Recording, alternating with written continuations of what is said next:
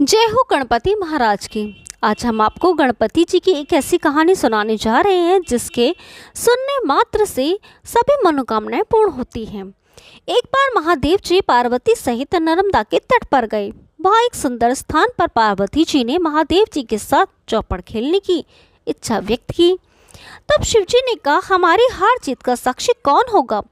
पार्वती ने तत्काल वहाँ की घास के तिनके बटोर कर एक पुतला बनाया और उसमें प्राण प्रतिष्ठा करके उससे कहा, बेटा हम चौपड़ खेलना चाहते हैं किंतु यहाँ हार जीत का साक्षी कोई नहीं है, अतः खेल के अंत में तुम हमारी हार जीत के साक्षी होकर बताना कि हम में से कौन जीता कौन हारा। खेल आरंभ हुआ। देवयोग से तीनों बार पार्वती जी ही जीती। जब अंत में बालक से हार जीत का निर्णय कराया गया तो उसने महादेव जी को विजयी बताया। परिणामतः पार्वती जी ने क्रुद्ध होकर उसे एक पांव से लगने होने और वहां के कीचड़ में पड़ा रहकर दुख भोगने का श्राप दे दिया। बालक ने विनम्रता पूर्वक कहा, माँ मुझसे अज्ञानवश ऐसा हो गया है, मैंने किसी कुटिलता या द्वेष के कारण ऐसा नहीं किया, मुझे क्षमा करे और श्राप से मुक्ति को उपाय बताएं। तब ममता रूपी माँ को उस पर दया आ गई और वे बोली, यहाँ नाग कन्याएं गणेश पूजन करने आएंगी, उनके उपदेश से तुम गणेश व्रत करके मुझे प्राप्त करोगे। इतना कहकर वे कैलाश पर्वत पर चली गई। एक वर्ष बाद महाश्रावण में नाग कन्याएं गणेश पूजन के लिए आईं। नाग कन्याओं ने गणेश व्रत करके उस बालक को भी व्रत की विधि बताई। तत्पश्चात बालक ने 12 दिन तक श्री गणेश जी का व्रत किया। तब गणेश जी ने उसे दर्शन देके कहा, मैं तुम्हारे व्रत से प्रसन्न हूँ, मनोवांछित वर मांगो।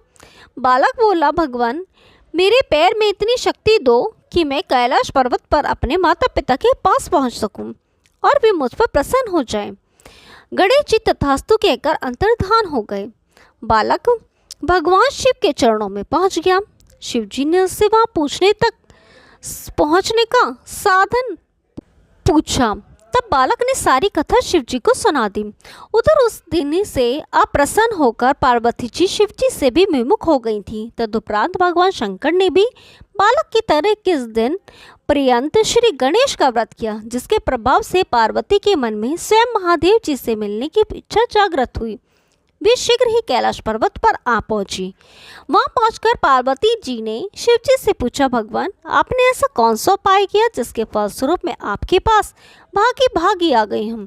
शिव जी ने गणेश व्रत का इतिहास उनसे कह दिया।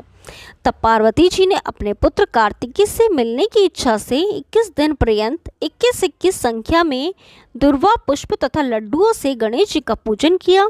21वें दिन कार्तिकी स्वयं ही पार्वती जी से आ मिले। उन्होंने भी माँ के मुख से इस व्रत की महात्म्य सुनकर व्रत किया। कार्तिकी ने यही व्रत विश्वामित्र जी को बताया।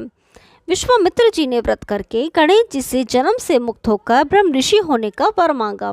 गणेश जी ने उनकी मनोकामना पूर्ण की। ऐसे ही श्री गणेश जी जो सबकी मनोकामनाएं पूर्ण करते हैं। जय हो गणपति महाराज की। यदि आपको ये कहानी पसंद आई तो वीडियो को लाइक कीजिए, शेयर कीजिए और चैनल को सब्सक्राइब कीजिए। हम आपके लिए ऐसी रोचक पुरानी कथाएं लाते रहेंगे। तब तक के लिए नमस्कार।